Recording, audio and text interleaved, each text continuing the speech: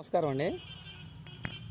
రైతునే మొన్న వరద వచ్చి మునిగిపోయినాక డెమాటరేటర్ గారు వస్తే దీని పేరు ఏంటన్నావు? ఎస్ఎల్ఎస్ న్యూట్రిక్ ఎస్ఎల్ఎస్ అని 2 కట్టలు కలిపి ముందు కట్టలు వేసామండి.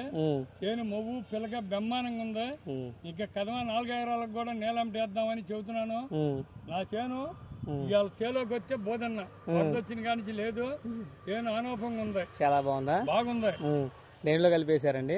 10-26లో 10-26 యూరియాలో కలిపేశారు. 10-26 అయ్యో 10 కట్టలు 2 కట్టలు వేసి చేను పిల్లక గిలక చేను ఆనోపంగా ఉందండి. చాలా బాగుందా?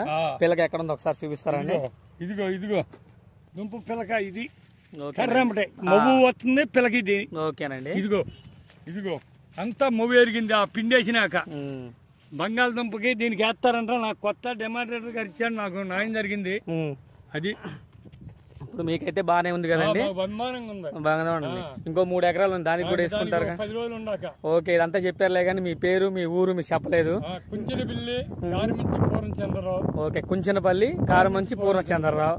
ఓకే, మొత్తం పసుపు 5 ఎకరాలు వేసారు. 2 ఎకరాలు వరదలో మునిగిన దానికి నమ్మకం లేని దాన్ని ఊపిరి వచ్చింది ఇది వేసినాక. ఓకే ఈసేనే కాండి. ఇదే ఓకేనండి. ఇప్పుడు ఎస్ఎల్ఎస్ న్యూట్రికిట్ అయితే మీకు బాగానే పనిచేసింది అంటారు. ఈ బస్తానే. ఓకే పూర్ణచంద్రరావు గారు. ఇదే మళ్ళీ తర్వాత వారం ఉండాక వేద్దాం. కందలకు కూడా వేస్తారు. దుంపకి మంచి నాణ్యం అన్నావు.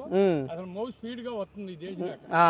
అది ఓకే పూర్ణచంద్రరావు గారు, థ్యాంక్ యూ. డబ్బులే గురించి కాదు, నా పైరు బాగుంది. ఓకే థ్యాంక్ యూ అండి. మీలాంటి వాళ్ళు పక్కన వాళ్ళు కూడా చెప్పాలి మన రైతులకి. 100 మందిగా అరికాడు చెబుతున్నాక ఓకే అండి. నా మీదకి వెళ్ళిద్ది. ఓకే బాగుందంటే ఏమేసామంటే పలాని ఇది అని చెప్పేశారండి. ఓకే ఆల్రెడీ 100 మంది వేస్తారు. ఓకే వేసాడు. ఓకే అందరూ వేసారు కదండి. బాగుంది అన్నాడు రంగయ్య కూడా. ఓకేనండి పూర్ణచంద్రరావు గారు, మరి ఉంటాను. సరే అండి.